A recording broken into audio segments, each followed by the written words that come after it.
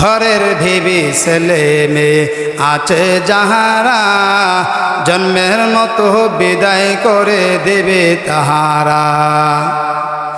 High high এত নিষ্ঠুর হবে মানুষ তা তো জানি না, হাই হাই এত নিষ্ঠুর হবে মানুষ তা তো জানি না। ডাইনে বামে মাটি আমার মাটি বিছানা। ও ভাইজান তোমার আমার আপনকে একটু শোনো না, যিনি আপন তিনি কাঁদেন সোনার মদিনা। জোরে বলুন সুবহানাল্লাহ। হে মুসলমান ইমানদার আল্লাহর গোলাম, মায়ার নবী বলেন যেই ব্যক্তি গুরুত্ব সহকারে 5 ওয়াক্ত নামাজ আদায় করবে তাকে 5টা পুরস্কার দেওয়া হবে। 2 নাম্বার হচ্ছে ওয়াদাবাল কব, তার উপর থেকে খবরে আযাব উঠে নেওয়া হবে। 3 নাম্বার পুরস্কার হলো ওয়ুতিহিল্লাহু কিতাবাহু বিয়ামিনি। কঠিন কিয়ামতের ময়দানে, হাসরের ময়দানে, যেদিন হাসরের ময়দান কায়েম হয়ে যাবে, মাথার কাছে সূর্য চলে আসবে, হাসরের ময়দানে চতুর্দিকে জাহান্নামের আগুন দেয়া বাউন্ডারি দেওয়া হবে। মায়ার নবী বলেন ওই হাসরের ময়দানে তামার জমিন হবে, মাথার কাছে সূর্য চলে আসবে।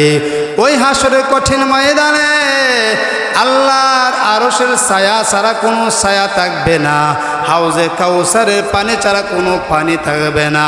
হে নবীর উম্মতের দল, ওই হাসরের কঠিন ময়দানে যখন মানুষ উঠবে, মা সালাকাকুম ফি সাকার, তোমাদেরকে কোন জিনিসে জাহান্নামে নিয়ে আসলো?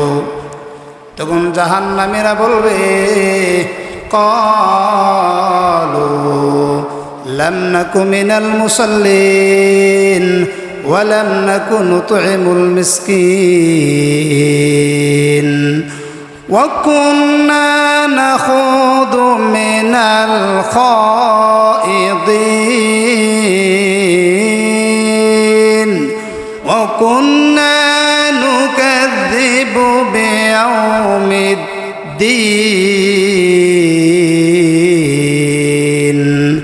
হাত্তা আতানাল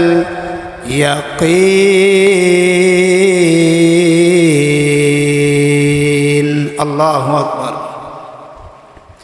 জাহান্নামীরা বলবেন ক্বালু লাম নাকু মিনাল মুসাল্লিন, আমরা নামাজ পড়তাম না, আমরা অভাবীদেরকে মিসকিনদেরকে খাদ্য দিতাম না, আমরা ইসলামের সমালোকদের সাথে সমালোচনা করতাম, আমরা কিয়ামত দিবসকে অস্বীকার করতাম।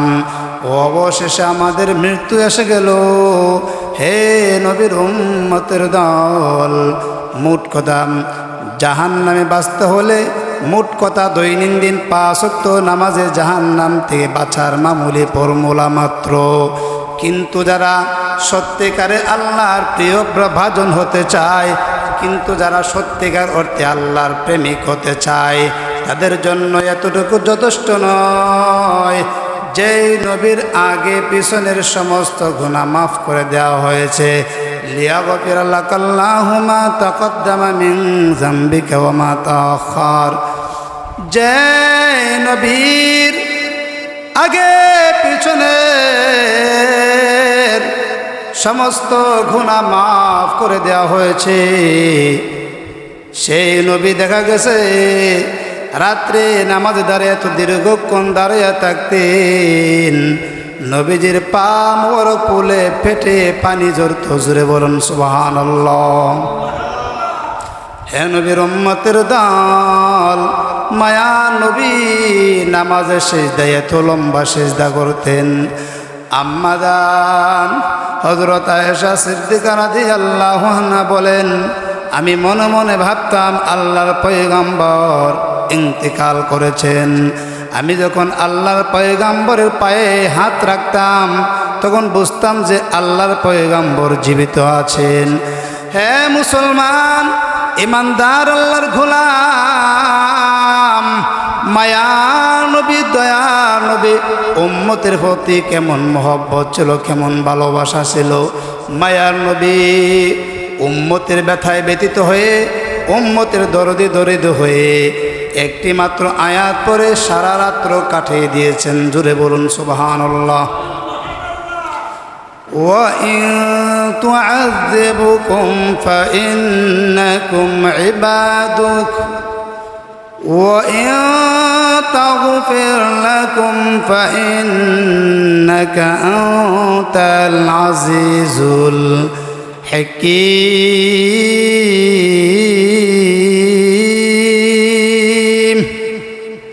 আল্লাহ তাআলা বলেন, ওয়াইন তুআযিবহুম ফাইন্নাহুম ইবাদুক ওয়াইন তুআযিবহুম, হে আল্লাহ যদি তুমি তাদেরকে আযাব দাও তারা তো তোমার বান্দা, আমি রাসূলের উম্মত। যদি তুমি তাদেরকে মাফ করে দাও তাহলে তো তোমার তো কোনো ক্ষতি হবে না, ওয়াইন তুআযিবহুম ফাইন্নাহুম ইবাদুক ওয়াইন তাগফির লাহুম, আর যদি তুমি তাদেরকে মাফ করে দাও তাহলে তো তোমার ক্ষতি হবে না। ফাইন্নাকা আনতাল আজিজুল হাকীম, নিশ্চয় আপনি পরাক্রমশালী প্রজ্ঞাময়। হে মুসলমান ইমানদার, আল্লাহর গোলাম, মায়ার নবী উম্মতে দরদে হয়ে একটি মাত্র আয়াত পড়ে সারা রাত্র কাটিয়ে দিয়েছেন। সাহাবায়ে কেরামের শানে আল্লাহ তাআলা বলেন, তাতাজাফা জুনুবুহুম আনিল মাদাজি'i ইয়াদউনা রাব্বাহুম খাওফাও ওয়া তামাআ ওয়া মিম্মা রাযাকনাহুম ইউনফিকুন।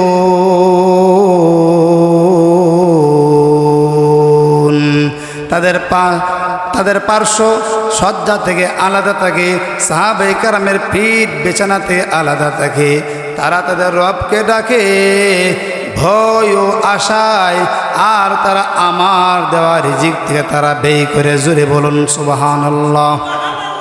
হে মুসলমান ইমানদার, আল্লাহর গোলাম ইমামে আজম আবু হানিফা রহমাতুল্লাহি আলাইহি একটি মাত্র আয়াত পরে সারা রাত্র কাটিয়ে দিয়েছিলেন।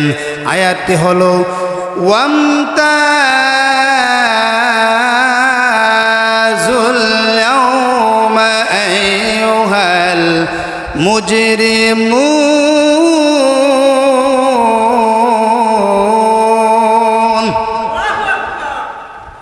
কঠিন কিয়ামতের ময়দানে যেদিন আল্লাহ তাআলা বান্দাদেরকে, পাপিষ্ঠ বান্দাদেরকে ডেকে বলবেন, ওয়ামতাজুল ইয়াওমা আইয়ুহাল মুজরিমুন, আজকে তোমরা অপরাধীরা নেককারদের থেকে পৃথক হয়ে যাও, নেককার বান্দাদের কাছ থেকে তোমরা আলাদা হয়ে যাও। হযরত ইমামে আজম আবু হানিফা রহমাতুল্লাহি আলাইহি ওই আয়াত নফল নামাজে তেলাওয়াত করতেন আর চিন্তা করতেন যে আমি না জানি কোন দলের অন্তর্ভুক্ত হয়ে যায়, আমি কি নেককারদের অন্তর্ভুক্ত হই না নাকি বদকারদের অন্তর্ভুক্ত হয়।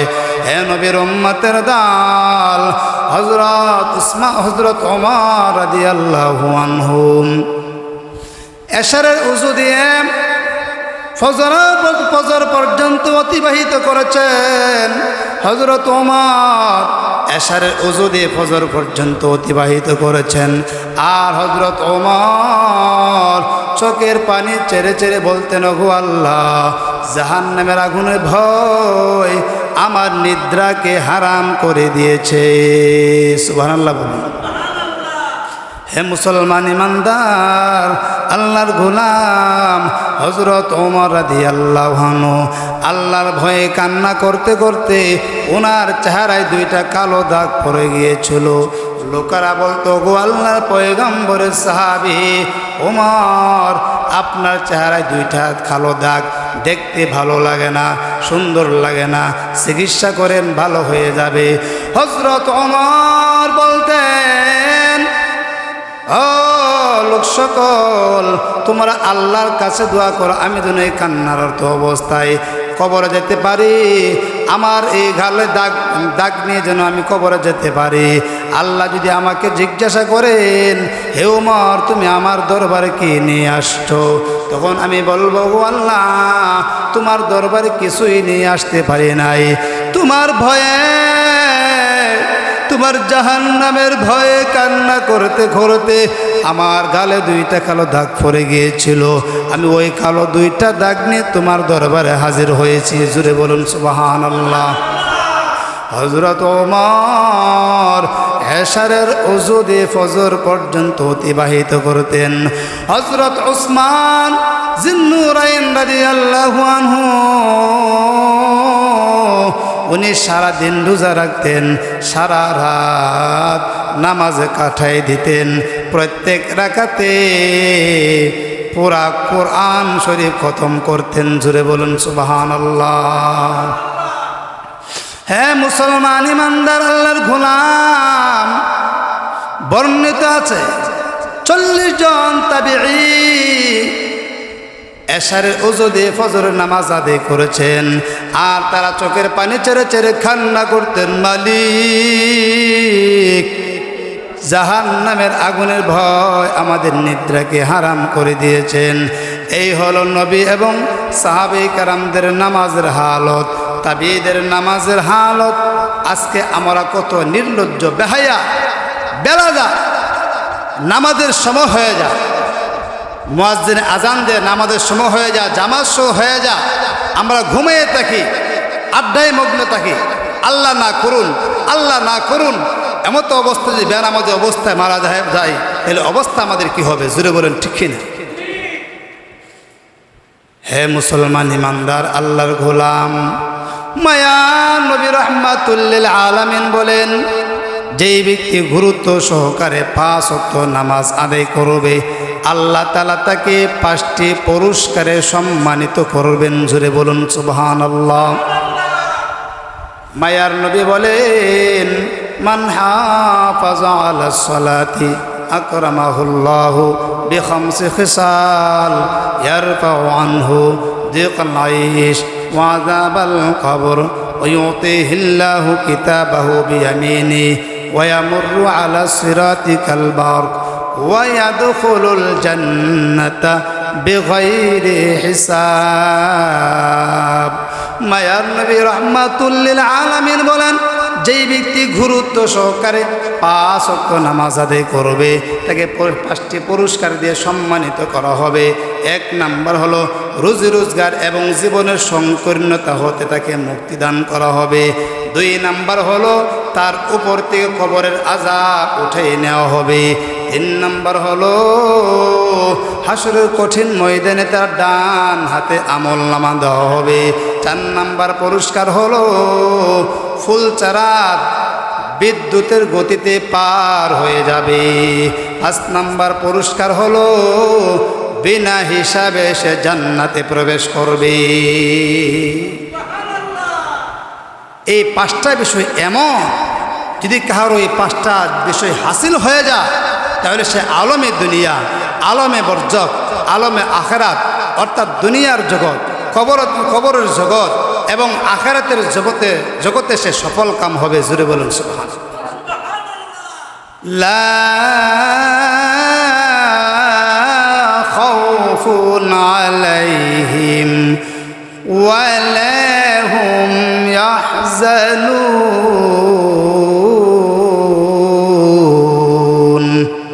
তাদের কোনো ভয় নাই, তাদের কোনো চিন্তা নাই, টেনশন নাই। হে নবীর উম্মতের দল, মায়ার নবী রাহমাতুল লিল আলামিন বলেন, যেই ব্যক্তি গুরুত্ব সহকারে 5 ওয়াক্ত নামাজ আদায় করবে, তার 1 নাম্বার পুরস্কার হলো রুজি রোজগারের ব্যবস্থা হয়ে যাওয়া, জীবনের সংকীর্ণতা দূর হয়ে যাওয়া। এটা মানুষের জীবনে একমাত্র কাম্য। মানুষ সকাল থেকে সন্ধ্যা পর্যন্ত ছুটে পড়ে এই রিজিকের তালাশে, এবং সে এতই মগ্ন হয়ে পড়ে যে মুয়াজ্জিনের আজানের আওয়াজ তার কানে দিয়ে যায় না। সে 1 ওয়াক্ত নামাজ পড়তে গেলে সে মনে করে অনেক সময় তার নষ্ট হয়ে গেছে। অথচ আল্লাহ তাআলা বলেন, ওয়া'মুর আহলাকা বিস-সালাতি ওয়াসতাবির আলাইহা লা নাসআলুকা রিজকান নাহনু নারযুকুকা ওয়াল আকিবাতু লিত-তাকওয়া। আল্লাহু আকবার। আল্লাহ তাআলা বলেন, হে নবী আপনি নামাজ পড়ুন, আপনি আপনার পরিবার পরিজনকে নামাজের আদেশ দেন, আপনি নিজেও নামাজের উপর অটল থাকুন। আমি আপনার কাছে রিজিক চাই না, বরং আমি আপনাকে রিজিক দান করি। জুড়ে বলুন সুবহানাল্লাহ। হে মুসলমান ইমানদার, আল্লাহর গোলাম, রুজি রোজগারের জন্য পরিশ্রম করা, রুজি রোজগারের জন্য মেহনত করা, এটা আল্লাহর বিধান। তবে আল্লাহ তাআলা পরিশ্রম ছাড়াও রিজিক দিতে পারেন কি পারেন না? তাহলে ইবাদত ছেড়ে নাজায়েজ পন্থায় আয় উপার্জনের কোনো প্রয়োজন নাই, ঠিক নেই? আল্লাহ তাআলা বলেন, ওয়ামাই ইয়াত্তাকিল্লাহা ইয়াজআল লাহু মাখরাজা ওয়া ইয়ারযুকুহু মিন হাইসু লা ইয়াহতাসিব। যেই ব্যক্তি আল্লাহকে ভয় করে, আল্লাহ তাআলা তার নিষ্কৃতির পথ বের করে দেন এবং এমন জায়গা থেকে তার রিজিকের ব্যবস্থা করে দিবেন সে কল্পনা করতে পারবে না। জোরে বলেন সুবহানাল্লাহ। আমাদের সকলের রিজিকের মালিক কে? আমাদের হায়াতের মালিক কে? আমাদের মৌতের মালিক কে? এই সম্পর্কে ইমাম ফখরুদ্দিন রাজি রহমাতুল্লাহ আলাইহি একটা ঘটনা উল্লেখ করেছেন। হযরত মুসা আলাইহিস সালাতু ওয়াস সালাম মাদাইন শহর থেকে যখন মিশরের উদ্দেশ্যে রওনা হয়ে গেলেন, ওনার সঙ্গে ছিল ওনার বিবি সফরা। ওনার বিবির প্রসব বেদনা শুরু হয়ে গেল। হযরত মুসা পয়গম্বর আগুনের তালাশে তুর পর্বতে গিয়ে নবুয়ত লাভ করলেন। তারপর ওনার অস্থিরতা দূর হচ্ছিল না। এই জনমানবহীন পাহাড়ি উপত্যকায় কোথায় আগুন, কোথায় পানি, কোথায় অন্যান্য সামগ্রী, তিনি কি করবেন চিন্তায় পড়ে গেলেন। ঠিক সেই মুহূর্তে আল্লাহ তাআলা মুসা পয়গম্বরকে বললেন, হে মুসা পয়গম্বর, তোমার হাতের লাঠি দিয়ে একটা পাথরে আঘাত করো। মুসা পয়গম্বর একটা পাথরে আঘাত করলেন, ওই পাথরটা ভেঙে গেল। ওই পাথরের ভিতর থেকে আরেকটা পাথর বের হয়ে আসলো। আল্লাহ বললেন, হে মুসা পয়গম্বর, দ্বিতীয় পাথরটিতেও আঘাত করো। মুসা পয়গম্বর দ্বিতীয় পাথরটিতে আঘাত করলেন। দ্বিতীয় পাথরটি ভেঙে তৃতীয় একটা পাথর বের হয়ে আসলো। আল্লাহ তাআলা বললেন, হে মুসা পয়গম্বর, তৃতীয় পাথরটিতেও আঘাত করো। মুসা পয়গম্বর তৃতীয় পাথরটিতে আঘাত করলেন। পাথরটি চূর্ণ বিচূর্ণ হয়ে গেল। ওই পাথরের ভিতর থেকে একটা ক্ষুদ্র একটা কীট বের হয়ে আসছে। তার মুখে বালু কণা জাতীয় খাদ্য দ্রব্য ছিল। জুড়ে বলুন সুবহানাল্লাহ। আল্লাহ তাআলা মুসা পয়গম্বর এবং ওই কীটের মধ্যখান আবরণ সরাইয়া দিলেন। আল্লাহ তাআলা বললেন, হে মুসা পয়গম্বর, ওই কীটের কথা শুনো। মুসা পয়গম্বর ওই কীটের কথা শুনলেন। কীট বলছিল, সুবহানা মান ইয়ারানি ওয়া ইয়াসমাউ কালামি ওয়া ইয়ারযুকুনি ওয়া ইয়ারিফু মাকানি ওয়া ইয়াযকুরুনি ওয়া লা ইয়ানসানি। সুবহানা মান ইয়ারানি, পবিত্র ওই সত্তা যিনি আমাকে দেখেন। ওয়া ইয়াসমাউ কালামি, আমার কথাও শুনেন। ওয়া ইয়ারযুকুনি, আমাকে রিজিক দান করেন। ওয়া ইয়ারিফু মাকানি, আমার অবস্থা সম্পর্কে জানেন। ওয়া ইয়াযকুরুনি, আমাকে স্মরণ করেন। ওয়া লা ইয়ানসানি, আমাকে ভুলেন না। জুড়ে বলেন সুবহানাল্লাহ। এই সকল ঘটনা এবং কাহিনীদের আমাদের শিক্ষণীয় বিষয় হচ্ছে, আমরা আল্লাহর সৃষ্টি, তার প্রিয় মাখলুক।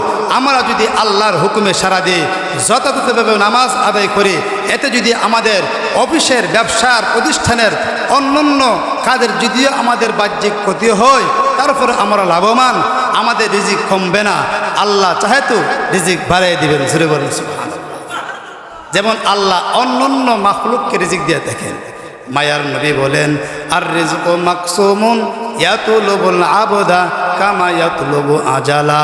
মায়ার নবী বলেন, রিজিক বন্টনকৃত, রিজিক বন্দাকে তালাশ করে যেমনভাবে মালাকুল মউত মৃত্যুকে তালাশ করে, অর্থাৎ মৃত্যুর হাত থেকে যেমন কেউ বাঁচতে পারবে না, ঠিক তেমনিভাবে কারো ভাগ্যে যদি রিজিক থাকে, সেই রিজিক তাকে টেনে টেনে টেনে টেনে তার রিজিকের কাছে নিয়ে যাবে।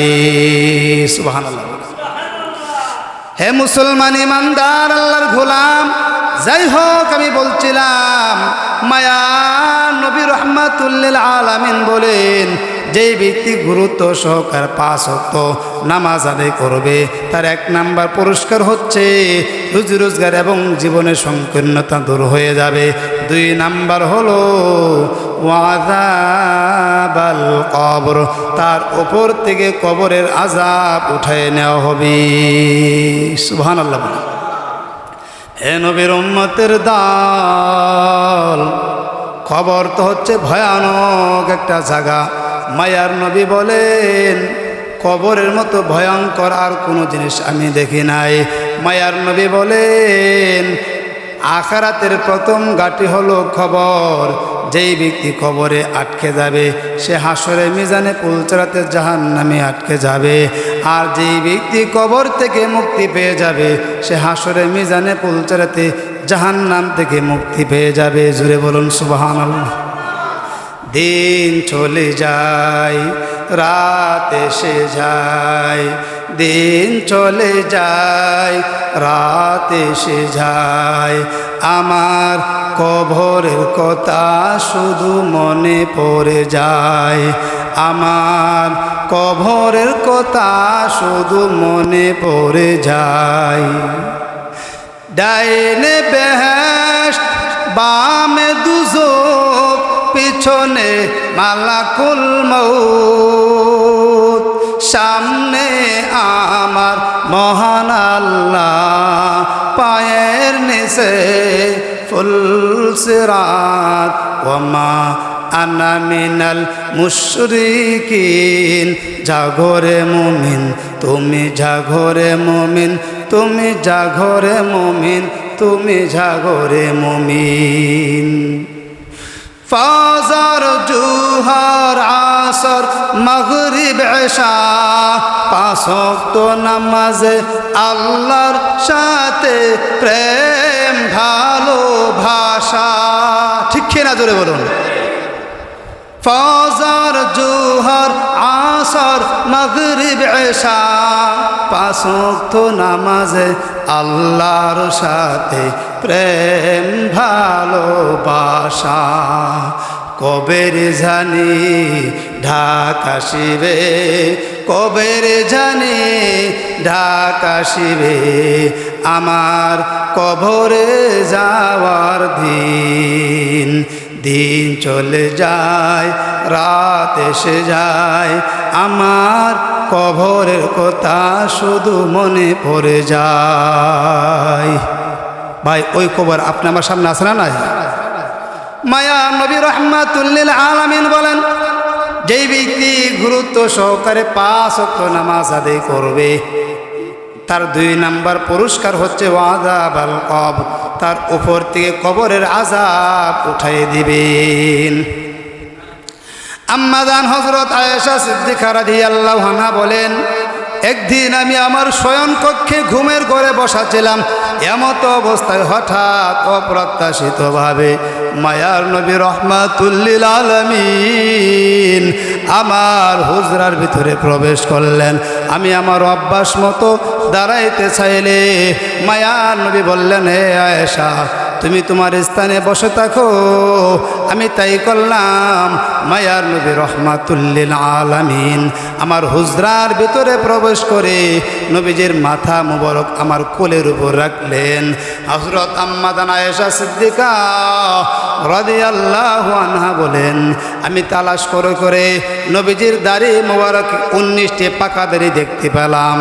আর মনে মনে ভাবলাম, আল্লাহর প্রিয় হাবিব, আল্লাহর প্রিয় দোস্ত তার প্রিয় ইতিম উম্মতদেরকে সুখ সাগরে ভাসায় পর পারে যাত্রা করবেন।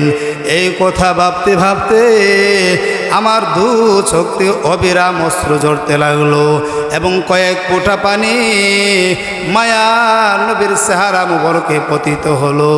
মায়ার নবী জেগে গেলেন। মায়ার নবীর ঘুম ভেঙে গেল। মায়ার নবী হযরত আয়েশাকে কান্নার কারণ জিজ্ঞাসা করলেন। হযরত আয়েশা বলেন, আমি আমার মনের কথা খুলে বললাম। মায়ার নবী রাহমাতুল লিল আলামিন বললেন, হে আয়েশা, বলো দেখি কোন অবস্থা মানুষের জন্য খুবই অসহ্যনীয় হবে, অসহনীয় হবে, সইবার মতো নয়, ভয়াবহ হবে। হযরত আম্মা জান আয়েশা সিদ্দিকা রাদিয়াল্লাহু আনহা বলেন, আল্লাহু আ'লামু ওয়া রাসূলুহু, এই ব্যাপারে আল্লাহ এবং তার রাসূলই ভালো জানে। মায়ার নবী বললেন, হে আয়েশা, তুমি সত্য কথা বলেছ, তারপরে বলো দেখি কোন অবস্থা মানুষের জন্য খুবই অসহ্যনীয় হবে, অসহনীয় হবে, সইবার মতো নয়, ভয়াবহ। হযরত আম্মা জান আয়েশা সিদ্দিকা রাদিয়াল্লাহু আনহা বলেন, মৃত ব্যক্তিকে যখন ঘর থেকে বের করা হয় তখন মৃত ব্যক্তির সন্তান সন্তাদি হায় আব্বা, হায় আব্বা বলে এবং মা বাবা যখন কান্না করতে করতে পিছে পিছে যেতে থাকে, সেই সময়টা মৃত ব্যক্তির জন্য অত্যন্ত করুণ এবং হৃদয় বিদারক। মায়ার নবী বললেন, হে আয়েশা, তুমি সত্য কথা বলেছ, তারপর বলো দেখি কোন অবস্থা মানুষের জন্য খুবই অসহ্যনীয়, অসহনীয়, সইবার মতো নয়, ভয়াবহ। হযরত আম্মা জান আয়েশা সিদ্দিকা রাদিয়াল্লাহু আনহা বলেন, মৃত ব্যক্তিকে যখন কবরে রেখে সকলে চলে আসবে, একমাত্র তার কৃত আমল ব্যতীত অন্য কিছু তার সঙ্গে থাকবে না। সেই সময়টা মৃত্যু ব্যক্তির জন্য অত্যন্ত করুণ এবং হৃদয় বিদারক। মায়ার নবী বললেন, হে আয়েশা, তুমি সত্য কথা বলেছ, তারপরে বলো দেখি কোন অবস্থা মানুষের জন্য খুবই অসহ্যনীয়, অসহনীয়, সইবার মতো নয়, ভয়াবহ। আম্মা জান আয়েশা সিদ্দিকা রাদিয়াল্লাহু আনহা বললেন, এই ব্যাপারে আল্লাহ এবং আল্লাহর রাসূলই ভালো জানে। মায়ার নবী রাহমাতুল লিল আলামিন বললেন, হে আয়েশা শুনো,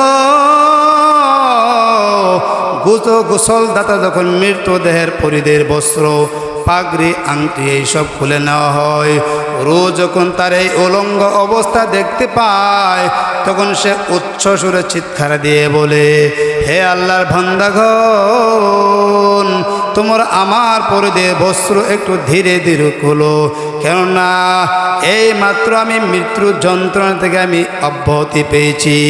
তার এই চিৎকার আর্তনাদ মানব দানব ব্যতীত সকল কিছু শুনতে পায়।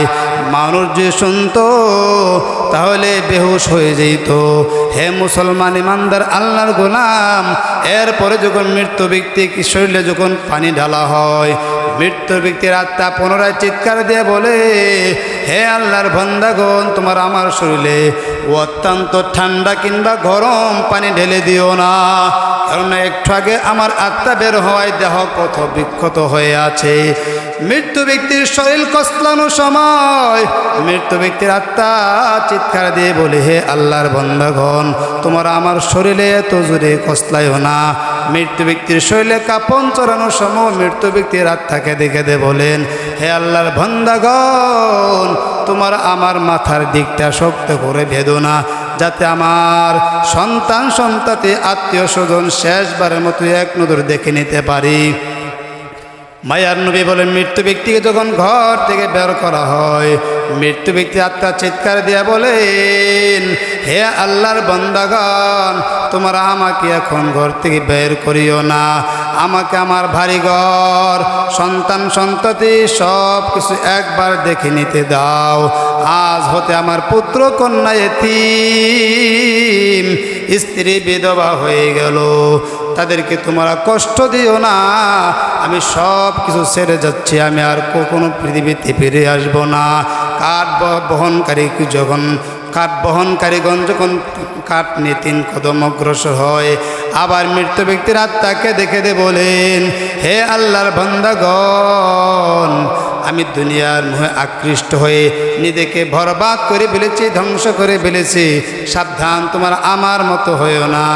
দুনিয়া আমাকে নিয়ে যেমন চিনিমিনি খেলেছে, তোমাদেরকে নিয়েও যেন তা না করতে পারে। তোমার আমার এই পরিণাম দিকে সতর্ক হও, সাবধান হও। আমি যা কিছু সঞ্চয় করেছিলাম তা আমার আত্মীয় স্বজন বাগ বাটোয়ারা করে নিয়ে যাবে, কিন্তু আমার পাপের ভাগীদার কেউ হবে না।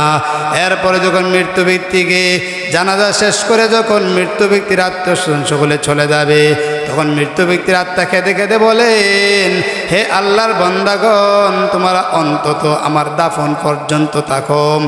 এরপরে মৃত্যু ব্যক্তিকে যখন কবরে রাখা হয়, মৃত্যু ব্যক্তির আত্মা খেদে খেদে বলেন, হে আমার সন্তানগণ, হে আমার উত্তরাধিকারগণ, আমি আমার জীবনের সমস্ত অর্জিত সম্পদ তোমাদের জন্য রেখে গেলাম, তোমরা আমাকে ভুলে যাও না। আমি তোমাদেরকে পবিত্র কোরআন এবং ইসলামী শিক্ষায় শিক্ষিত করেছি, তোমরা আমাকে ভুলে যাও না।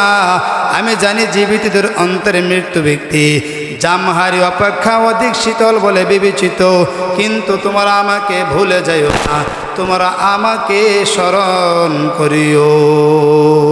হে নবীর উম্মতের দল, মৃত্যু ব্যক্তি কবর থেকে থেকে তার আত্মস্বজনদের দিকে তাকায়া বলতে থাকে, তু তাওয়াঙ্গার গাছতি আজমালেমা এ জামা গা পেলসদি আজহালেমা, তুমি আমার রেখে আসা সম্পদ দিয়ে সম্পদশালী হয়েছ, আজকে তোমরা আমাকে ভুলে গেছো।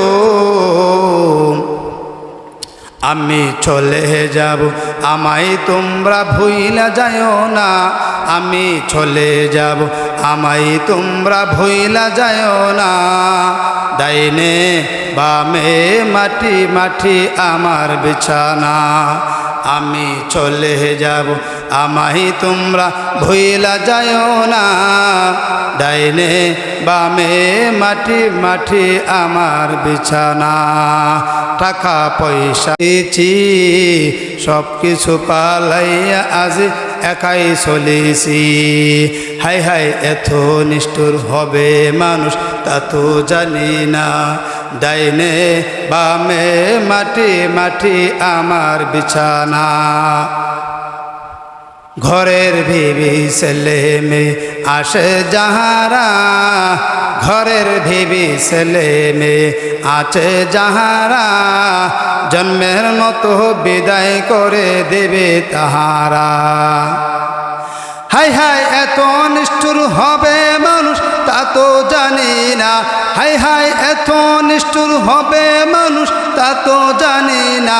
ডাইনে বামে মাটি আমার মাটি বিছানা। ও ভাইজান, তোমার আমার আপনকে একটু শোনো না। যিনি আপন তিনি কাঁদেন সোনার মদিনা।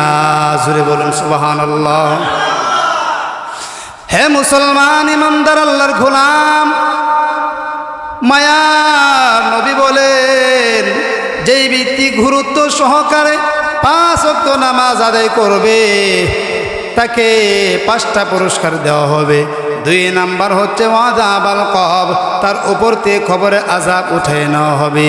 3 নাম্বার পুরস্কার হলো ওয়ুতিহিল্লাহু কিতাবাহু বিয়ামিনি।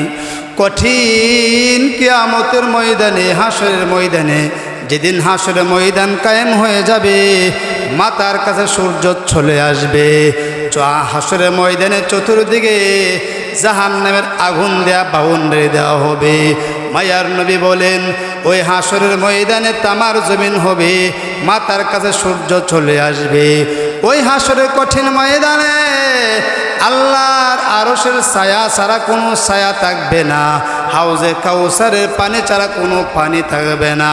হে নবীর উম্মতের দল, ওই হাসরের কঠিন ময়দানে যখন মানুষ উঠবে, মায়ার নবী বলেন, ইন্নাকুম মাহশারুনা ইয়াউমাল কিয়ামাতি হুফাতান উরাতান গোরলান।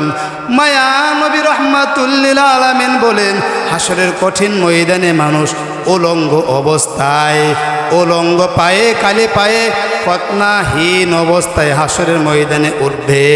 আম্মা জান আয়েশা সিদ্দিকা রাদিয়াল্লাহু আনহা বলেন, ওগো আল্লাহর পয়গম্বর, নারী পুরুষ একত্রিত হয়ে হাসরের ময়দানে উঠবে।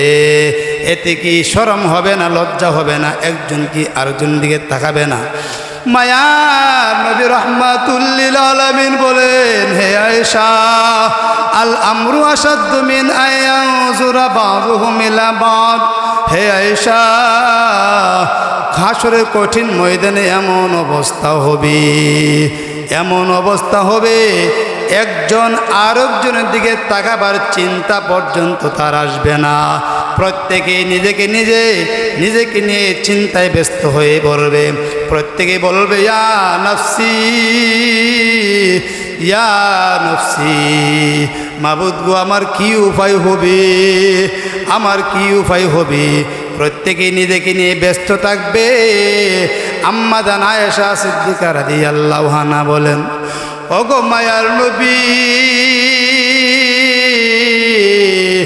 আপনার কি, আপনার পরিবার পরিজনের কথা কি আপনার মনে থাকবে না? মায়ার নবী বলেন, হে আয়েশা, তিনটা ক্ষেত্র এমন হবে কেউ কারো কথা স্মরণ রাখতে পারবে না। এর মধ্যে প্রথম ক্ষেত্র হলো আমল নামা দেওয়ার সময়। বান্দার আমল নামা দেওয়ার সময় এমন পেরেশান হবে, তা সে প্রত্যেকে নিজেকে নিয়ে চিন্তায় ব্যস্ত থাকবে। আমল নামা দেওয়ার সময় সবচেয়ে বেশি পেরেশান হবে। হে নবীর উম্মতের দল, আল্লাহ তাআলা যখন বান্দার আমল নামা দেওয়ার ইচ্ছা করবেন, তখন শিলা বৃষ্টির নেই আমল নামা মানুষের শরীরে পড়তে থাকবে। জোরে বলেন সুবহানাল্লাহ। ফেরেশতারা বলবেন, হে অমুক, তুমি তোমার আমল নামা ডান হাতে গ্রহণ করো। হে অমুক, তুমি তোমার আমল নামা বাম হাতে গ্রহণ করো। হে অমুক, তুমি তোমার আমল নামা পিঠের পিছন দিক দিয়ে গ্রহণ করো। যারা নেককার তারা ডান হাতে আমল নামা গ্রহণ করবে, আর যারা বদকার গুনাহগার তারা বাম হাতে আমল নামা গ্রহণ করবে। আর যারা কাফের বেঈমান, তাদের ঘাটটা ভেঙ্গে তার বাম হাত বুকের ভিতর দিয়ে ঢুকায় পিছন দিক দিয়ে দেওয়া হবে।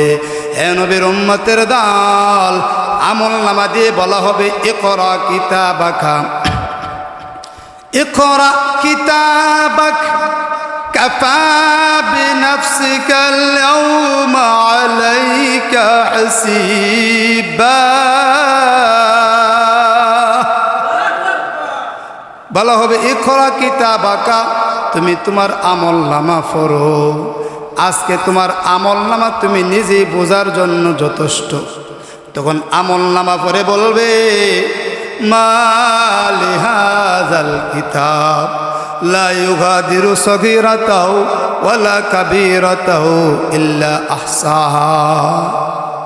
এটা কেমন আমল নামা, এটা কেমন আমল নামা যে ছোট বড় কোনো গুনাহ দিয়ে বাদ যায় নাই। আমি জীবনে যা গুনাহ করেছি, যা নেক আমল করেছি, সব দিয়ে এই আমল নামার মধ্যে জমা আছে। হে মুসলমান ইমানদার আল্লাহর গোলাম, যা ডান হাতে আমল নামা দেওয়া হবে, আল্লাহ তাআলা বলেন, ফাআম্মা মান উতিয়া কিতাবাহু বিয়ামিনিহি ফাসাউফা ইউহাসাবু হিসাবান ইয়াসীরা وينقلب إلى أهله مسرورا।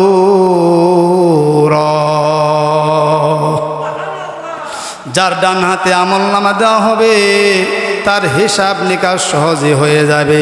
সে আনন্দে চিত্তে তার পরিবার পরিজনের কাছে যাবে, গিয়া বলবে, ফায়াকুলু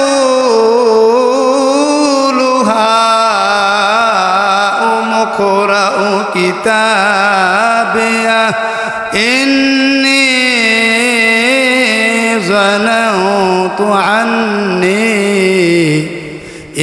ظننت أني ملاق حسابيا فهو في عيشة راضية في جنة عالية সে বলবে নাও দেখো তোমরা দেখো আমার আমলনামা পড়ে দেখো আমার আমলনামা পড়ে দেখো ইন্নী জনান্তু আন্নী মুলাকিন হিসাবিয়া আমি বিশ্বাস করতাম আমাকে হিসাবের সম্মুখীন হতে হবে ফাহুয়া ফি ঈশাতির রাদিয়া অতঃপর সে সুখী জীবন যাপন করবে সুউচ্চ জান্নাতে জুড়ে বলুন সুবহানাল্লাহ আর যার বাম হাতে আমলনামা দেওয়া হবে আল্লাহ বলেন ফাআম্মা ওয়া আম্মা মান উতিয়া কিতাবাহু বিশিমালি ফায়াকুলু ইয়া লাইতানি লাম উতা কিতাবিয়া ওয়া লাম আদরি মা হিসাবিয়া يا ليتها كانت القاضية ما أغنى عني ماليا هلك عني سلطانيا خذوه فغلوه ثم الجحيم صلوه যার বাম হাতে আমলনামা দেওয়া হবে সে বলবে হায় আফসোস যদি আমার আমলনামা আমাকে দেওয়া না হতো আমার হিসাব যদি আমি না জানতাম কতই না ভালো হতো আমার মৃত্যু যদি আমার শেষ হয়ে যেত আমার ধন সম্পদ আমার কোনো কাজে আসলো না আমার ক্ষমতা কোনো কাজে আসলো না খুজুহু ফাগুল্লু আল্লাহ তাআলা বলবেন হে ফেরেশতা তাকে ধর ওকে ধর ফেরেশতা তাকে জিঞ্জিলবির তার গলায় পরাইয়া দিবেন গলায় জিঞ্জিলবির লাগাইয়া দিবেন সুম্মাল জাহিমা সাল্লু অতঃপর তাকে জাহান্নামে নিক্ষেপ করবেন জোরে বলুন নাউজুবিল্লাহ আর কাফের বেঈমানদের বাম হাত বুকের ভেতর দিয়ে ঢুকায়ে পিছন দিক দিয়ে বের করে আমলনামা দেওয়া হবে আল্লাহ তাআলা বলেন وأما من أوتي كتابه وراء ظهره فسوف يدعو ثبورا ويصلى سعيرا যার পিছন দিক দিয়ে বাম হাতে আমলনামা দেওয়া হবে সে বলবে হায় আফসোস আমার যদি মৃত্যু হয়ে যেত কতই না ভালো হতো হে নবীর উম্মতের দল ফাসাউফা ইয়াদউ সুবুরা সে মৃত্যুকে আহ্বান করবে ওয়াসলা সাঈরা এবং তাকে জাহান্নামে নিক্ষেপ করা হবে হে নবীর উম্মতের দল মায়ার নবী বলেন হাসরের কঠিন ময়দানে তিনটা ক্ষেত্র হবে এমন কঠিন ক্ষেত্র ভয়ঙ্কর ক্ষেত্র এর মধ্যে একটা ক্ষেত্র হলো আমলনামা দেওয়ার সময় দুই নাম্বার ক্ষেত্র হলো আমলনামা ওজন দেওয়ার সময় তিন নাম্বার ক্ষেত্র হলো ফুলচারাত অতিক্রম করার সময় ফুলচারাত অতিক্রম করার সময় ফুলচারাত জাহান্নামের উপরে আর ফুলচারাতের উপরে হচ্ছে জান্নাত ফুলচারাত হচ্ছে 30,000 বছরের রাস্তা হীরার চেয়ে চিকন হীরার চেয়ে ধারালো চুলের চেয়ে চিকন আমাবস্যার রাত্রে চেয়ে অন্ধকার জাহান্নামের নিচে বড় বড় কাঁটা এবং আংটা থাকবে পাপিষ্ঠরা যখন ওই ফুলচারাত অতিক্রম করবে তখন আংটা ঠান দিয়ে তাকে জাহান্নামে নিক্ষেপ করবে হে নবীর উম্মতের দল ওই ফুলচারাত অতিক্রম করার সময় মানুষ সবচেয়ে বেশি পেরেশান থাকবে একজন একজনকে চিনবে না খালি শুধু বলবে নাফসি নাফসি মা তার সন্তানকে চিনবে না স্বামী স্ত্রী একজন আরেকজনকে চিনবে না চিহ্ন পরিচয় দিবে না বন্ধু বান্ধব একজন আরেকজনকে চিনবে না শুধু বলবে ইয়া নফসি ইয়া নফসি ইয়া নফসি হে নবীর উম্মতের দল মায়ার নবী রাহমাতুল লিল আলামিন বলেন যেই ব্যক্তি গুরুত্ব সহকারে 5 ওয়াক্ত নামাজ আদায় করবে তাকে 3 নাম্বার পুরস্কার দেওয়া হবে। ইউতিহিল্লাহু কিতাবাহু বিয়ামিনি, তার ডান হাতে আমলনামা দেওয়া হবে। জোরে বলুন সুবহানাল্লাহ। 4 নাম্বার পুরস্কার হলো মায়া নবী রাহমাতুল্লিল আলামিন বলেন, যেই ব্যক্তি গুরুত্ব সহকারে 5 ওয়াক্ত নামাজ আদায় করবে আল্লাহ তাআলা তাকে বিজলির নেই ফুলচারাত পার করে দিবে। ফুলচারাতের উপর দিয়ে কোনো কলা কৌশল দিয়ে অতিক্রম করা সম্ভব না। সেখানে শুধু নামাজেই তাকে বিদ্যুতের গতিতে তাকে ফুলচারাত পার করে দিবেন। জোরে বলুন সুবহানাল্লাহ। হে নবীর উম্মতের দল, কঠিন হাসরের ময়দান এত ভয়ঙ্কর হবে। ইসরাফিল ফেরেশতা 2টা ফুৎকার দিবেন, একটা ফুৎকারে ভাঙবে আর একটা ফুৎকারে ঘরবে। জোরে বলুন সুবহানাল্লাহ। একটা ফুৎকারে সব কিছু ভেঙ্গে চুরমার হয়ে যাবে, তছনছ হয়ে যাবে।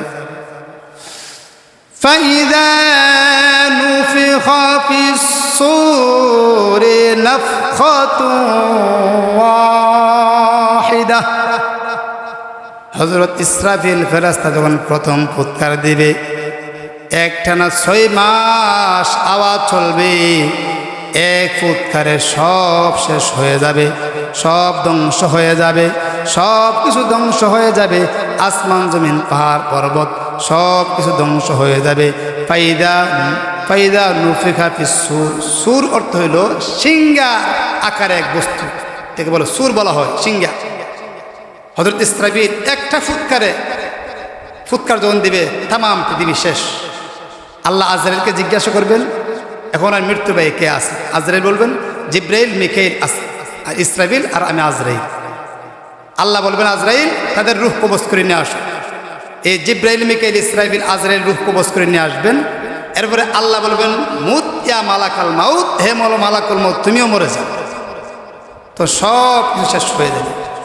আবার যখন আল্লাহ তাআলা পুনরুত্থান করার ইচ্ছা করবে তখন আল্লাহ জিব্রাইল, মিকাইল, ইসরাফিল, আজরাইলকে সৃষ্টি করবেন। ইসরাফিল ফেরেশতা সৃষ্টি হয়েও আল্লাহ আরশ থেকে সিংহা হলেন। জোরে বলেন সুবহানাল্লাহ। এই ফেরেশতারা যাইব জান্নাতের রেদওয়ান ফেরেশতার কাছে, গিয়া বলবো হে জান্নাতের রেদওয়ান ফেরেশতা, আল্লাহর রসুল এবং তার উম্মতের জন্য বেহেশতকে সুসজ্জিত করো। জোরে বলেন সুবহানাল্লাহ। ওই ফেরেশতা কোন জিব্রাইল, মিকাইল, ইসরাফিল ফেরেশতা জান্নাত থেকে 2টা পোশাক এবং একটা বুরাক নিয়ে আসবেন। চতুষ্পদ জন্তুর মধ্যে সর্বপ্রথম বুরাক আল্লাহ তাআলা সৃষ্টি করবেন, জীবিত করবেন, আর একটা প্রশংসনীয় পতাকা নিয়ে আসবেন।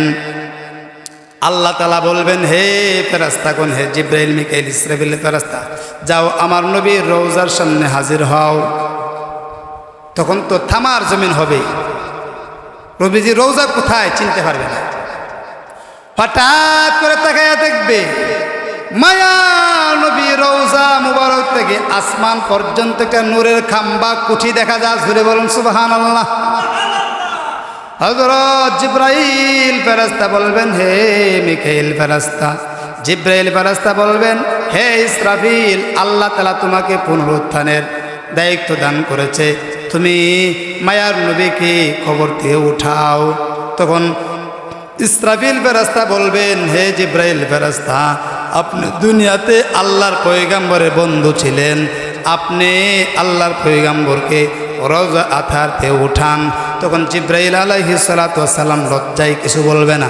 তখন ইসরাফিল ফেরেশতা মিকাইল ফেরেশতাকে বলবেন, মিকাইল ফেরেশতাও বলবে না, আপনি আল্লাহর পয়গম্বরকে রওজা থেকে উঠান। তখন আবার ইসরাফিল ফেরেশতা আজরাইলকে বলবেন, আজরাইল ফেরেশতা আপনি আল্লাহর পয়গম্বরকে রওজা শরীফ থেকে উঠান। আজরাইল ফেরেশতা বলবেন হে ইসরাফিল ফেরেশতা আপনি আল্লাহর পয়গম্বরকে উঠান।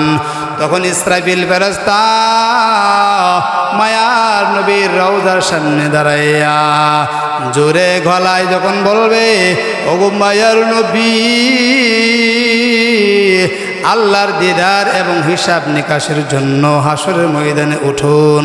তখন মায়ার নবী রহমাতুল্লিল আলামিন হায়াতুন নবী মাথা এবং চুল, মাথা এবং নবীজির দাড়ি জারতে জারতে কবর থেকে হাসরের ময়দানে উঠবেন। আল্লাহু আকবার।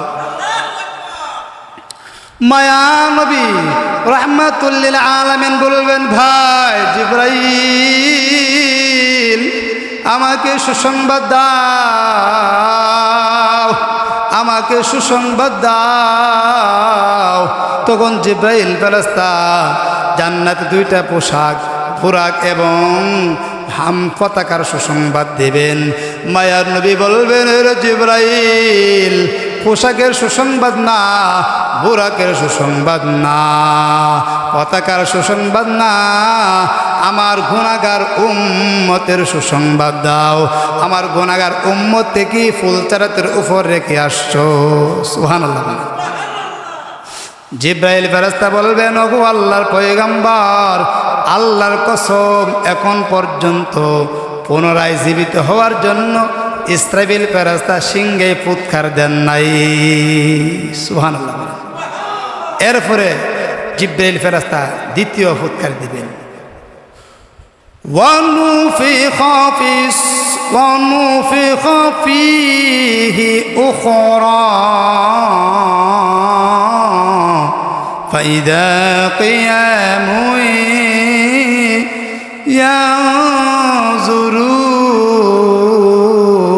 ينظرون।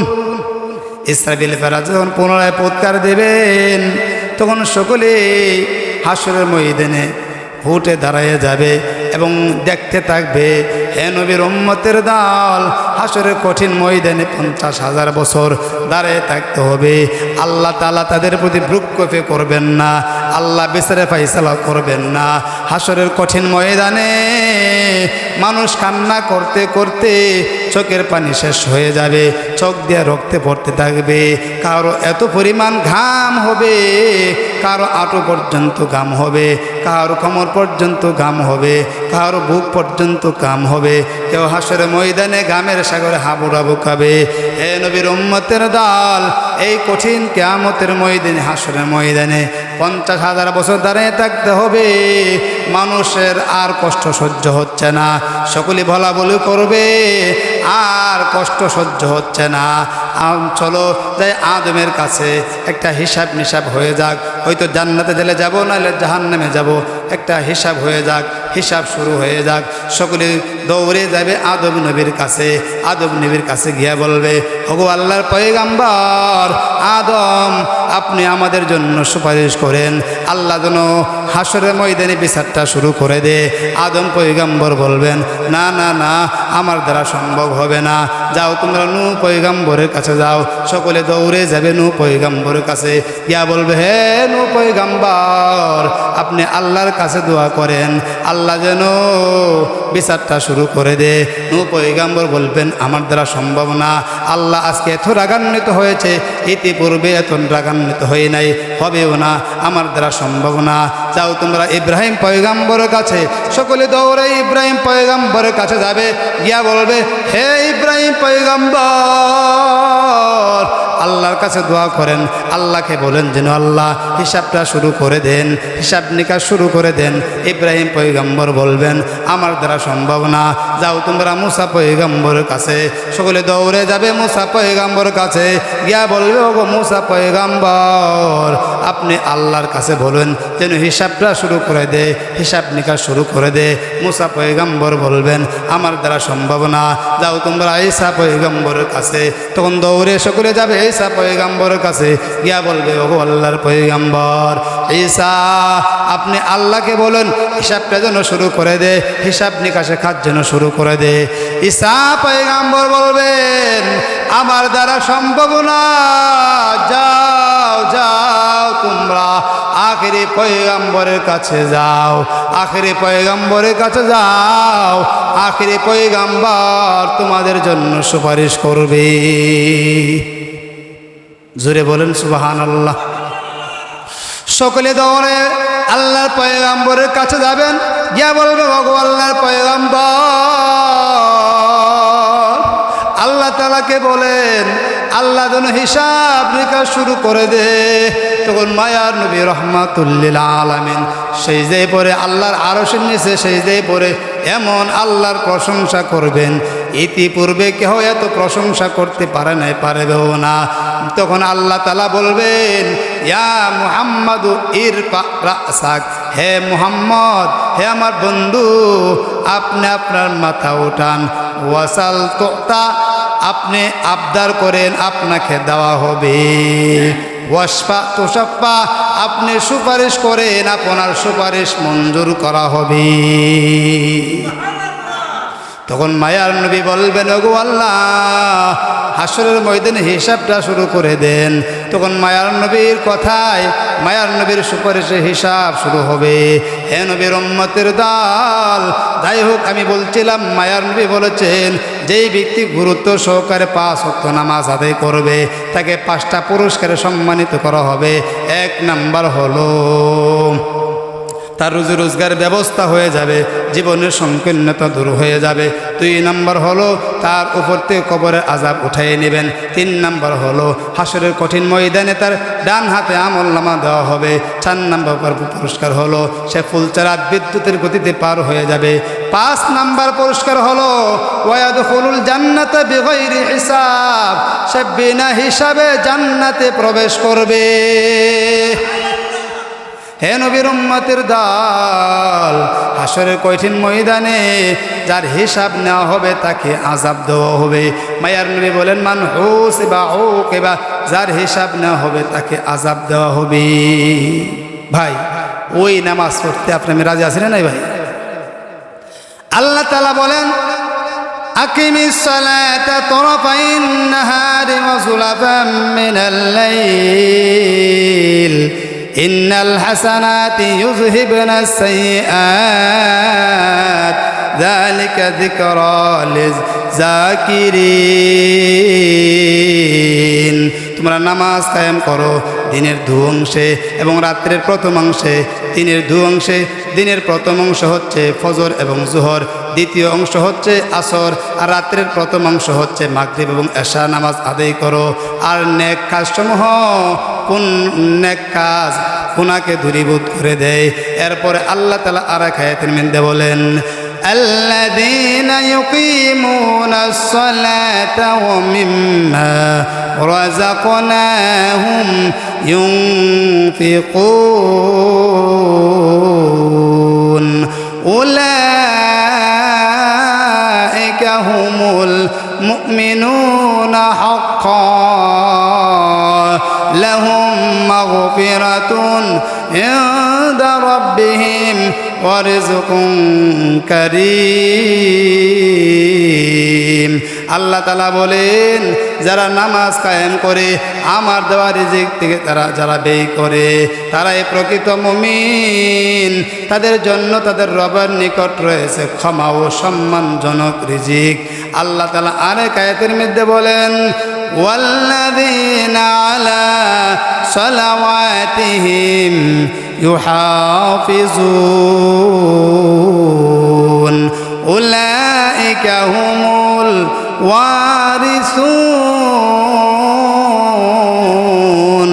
আল্লাযীনা ইয়ারিসুনাল ফিরদাউসা হুম ফিহা খালিদুন। যারা নামাজ সমূহকে হেফাজত করে তারাই অধিকারী হবে, তারাই অধিকারী হবে ফেরদাউসের, জান্নাতুল ফেরদাউসের। তারা জান্নাতুল ফেরদাউসের চিরকাল থাকবে। জোরে বলেন সুবহানাল্লাহ। আল্লাহ তাআলা বলেন, ইন্নাস সালাতা তানহা আনিল ফাহশাই ওয়াল মুনকার ওয়া লাযিকরুল্লাহি আকবার ওয়াল্লাহু ইয়ালামু মা তাসনাউন। নিশ্চয় নামাজ অশ্লীল এবং খারাপ কাজ থেকে বিরত রাখে। আর ওয়ালা যিকরুল্লাহি আকবার, আল্লাহর জিকির সর্বশ্রেষ্ঠ জিকির। ওয়াল্লাহু ইয়ালামু মা তাসনাউন, আল্লাহ তাআলা জানেন তোমরা যা কিছু করো। আল্লাহ তাআলা আমাদের সকলকে আল্লাহর বিধান হুকুম 5 ওয়াক্ত নামাজ আদায় করে এই দুনিয়াতে যাওয়ার তৌফিক দান করো। সকল আমিন। আমার আলোচনা এখানে শেষ করলাম। ওয়াহিদুল আলহামদুলিল্লাহ।